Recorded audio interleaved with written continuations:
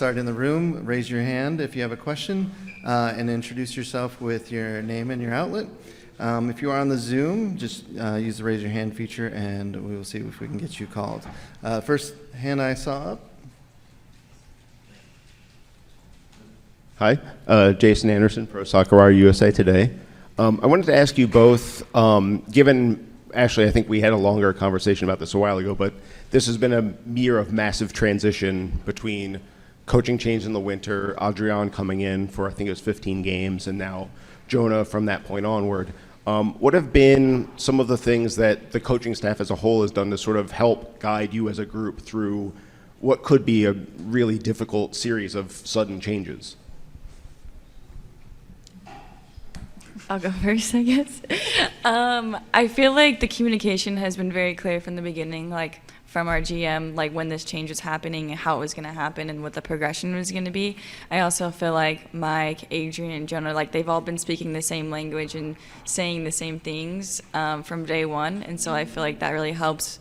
Once, Jonah got here, like we've already been talking about the same things, we've already been training the same things, and I think the buy-in from the team has been great. It's never an easy thing to have to deal with different coaches or whatever, like mid-season, but everyone's been bought in and has done their best to do what's asked of them, and so I think with a combination of all those things, it's been a smooth transition.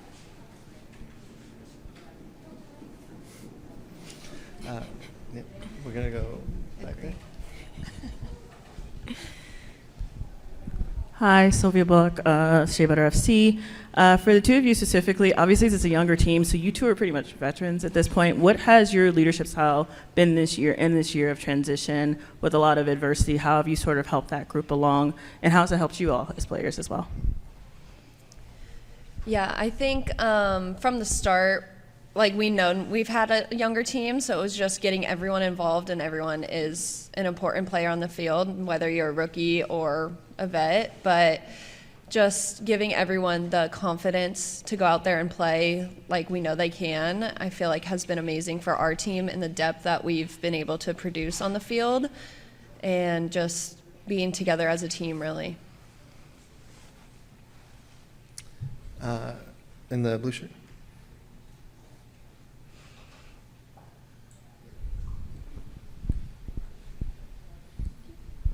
Hi, Cassidy Hedesheimer, Club 11. For this club, it's only been a couple years since being in the same spot and lifting the trophy.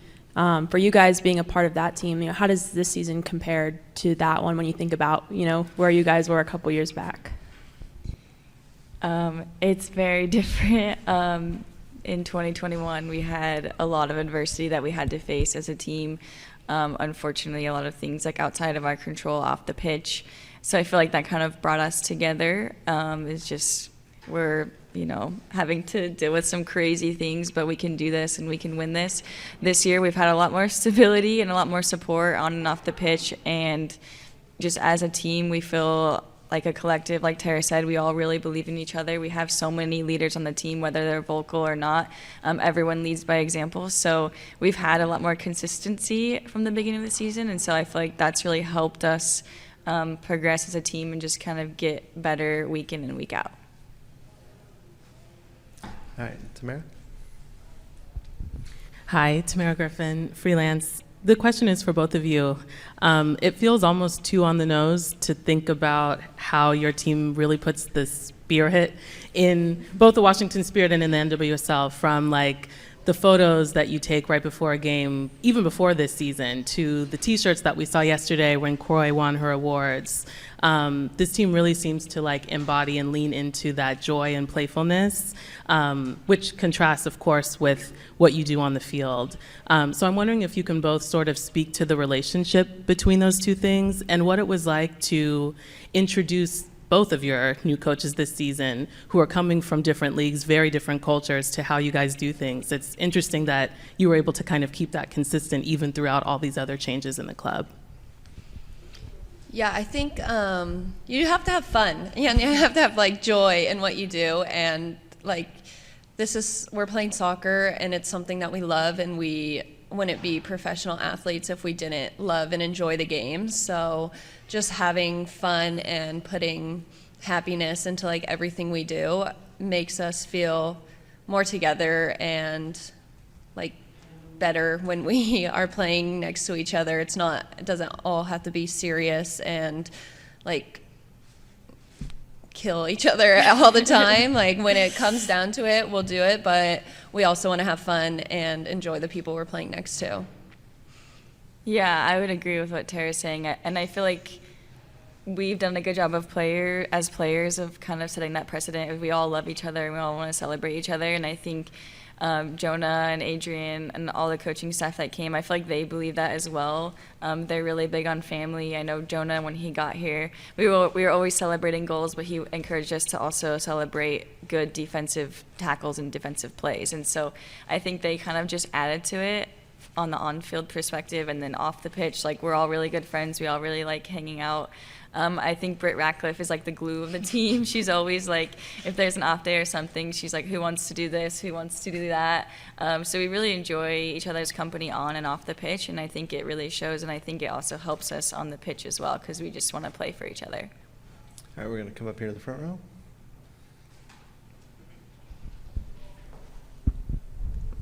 Thank you. Hello, Andre Carlisle. Hi. I wanted to ask, because I asked Jonah about this, but I wanted to ask you both as well, because not to follow up question about happiness with this, but October 6th against Orlando Pride was a tough game, and we know after that game there are several players, several of you said that you hope to see them again, and now you get to. So how do you kind of balance that emotion of this is a team that you really wanted to see again, feel like you have unfinished business, versus this is a championship game, still need to be composed and stick with the game plan? Yeah, I think definitely, like the last two times we played Orlando, it was always kind of that unsettling feeling like we had more to give maybe. And so going into this game, they are our opponent, but it's more so this week has been about us, and this is the last game, so it's been our last week of training too, and just trying to enjoy that and have fun as we're going into this final. And then when we get there, we know that the last two times we haven't come out victorious, so we want to change that narrative. All right, Steph. Again, questions about happiness. Jonah was also in here saying soccer, you should enjoy it. You know, it's the game.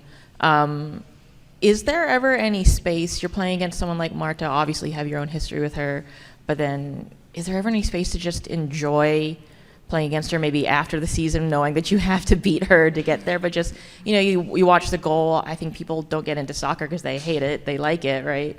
So is there space for you guys as players to just appreciate, or is that something you have to push to the end where it's like, it's business now, we analyze her tactically, and then after that we can watch the highlights? I mean, it's fun to play against good players, so I think I enjoy playing against really good players, and I think if you're at this level, you want to compete against the best players, and I think it's an honor for all of us to step on the same pitch as her. Obviously, we respect her, but we also want to beat her. So I think it's a combination of all those things, but I think playing against an amazing player such as Marta, like, it brings so much more excitement to the game for us as players, also for fans. So I think a little bit of both. We have to respect her as our opponent, and I think, like, in 10 years, whatever, I could tell my kids, like, yeah, we played against Marta in the final. But yeah, I mean, she's been in this league for a while, and I feel like we have all always admired her and respected her when we played against her and also when we watch her. So I would say it's a combination of both. All right, we're going to go to Tom next.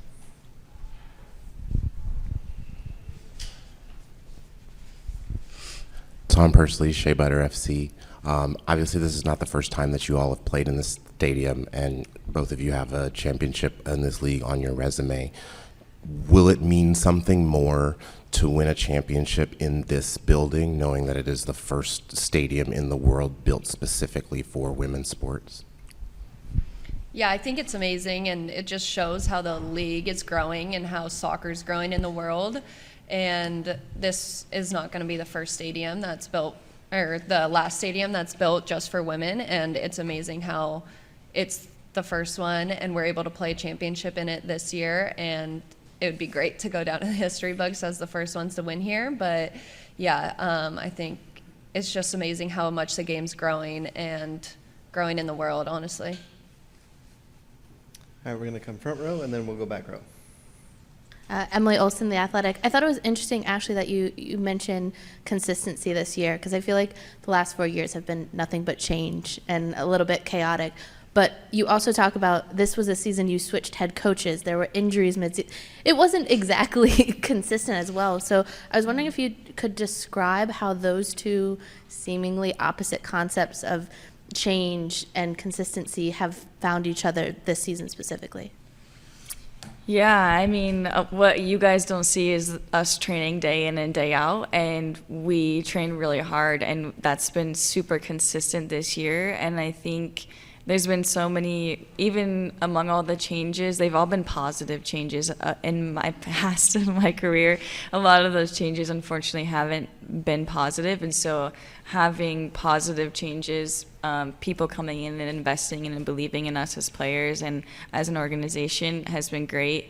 And then being around these girls every single day, the consistency of that and training together and just like having fun together, that consistency, that's what I'm talking about. And I feel like that's what led us to have such a successful season, is because it hasn't always been easy, and it's never going to be easy. Like, playing in this league is not easy at all, but if you're consistent and working hard and having fun, then I think that's how you get the results. And so that's what I mean by consistency, is just showing up for each other, playing hard, working hard, having fun. That's kind of where all the consistency has been among all the change. And it feels like for the first time, the changes are happening on the field, which is probably something players feel they can have an influence on a little bit more.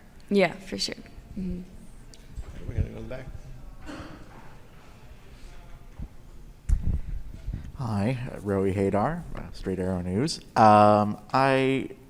You were talking a bit about the significance of playing the title game here and this moment and the growth of the game. Having been around for the 2021 title run, what are the biggest differences that you've seen, even just in experiencing this championship weekend between last time and this time? And I know there's hardly any quiet moments in this weekend, but when the moment passes and you're not just focusing on what's right in front of you, what do you think are the biggest things that you'll be taking in from this experience?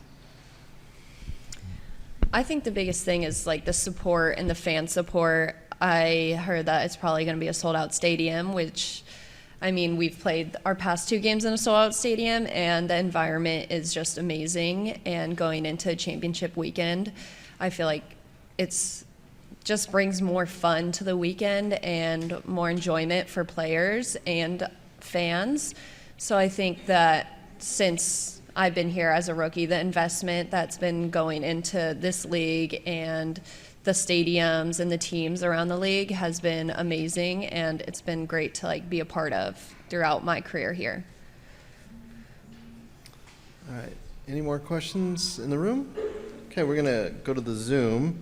First one up, Mario Amaya.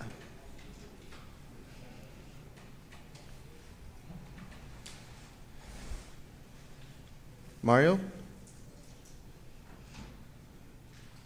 Okay, we're going to move on for Mario then. We've got Ella Brockway. Ella?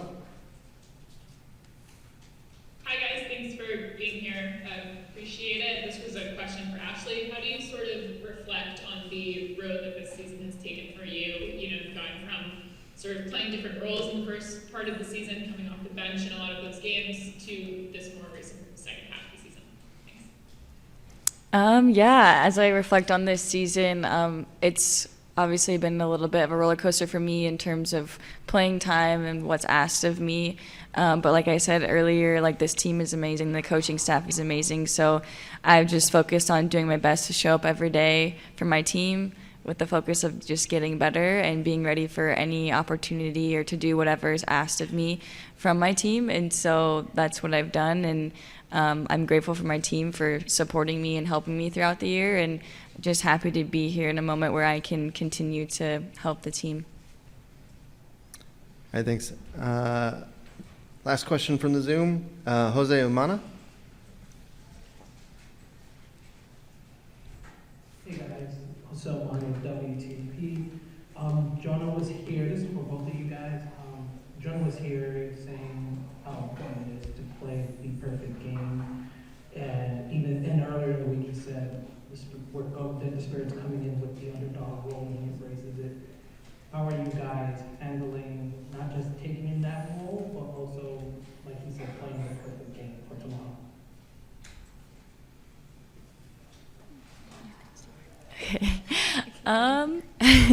I think, I mean, we're all really excited for tomorrow, and we understand like the gravity of the game and how big of a game it is.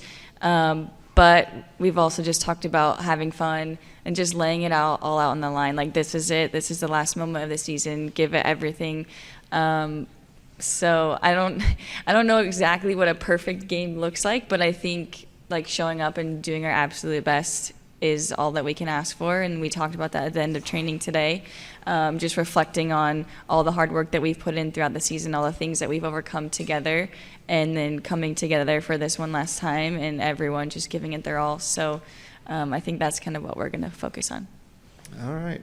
Well, that's it for Ashley and Tara today. We wish them best of luck tomorrow. Thanks, everybody. Thank you.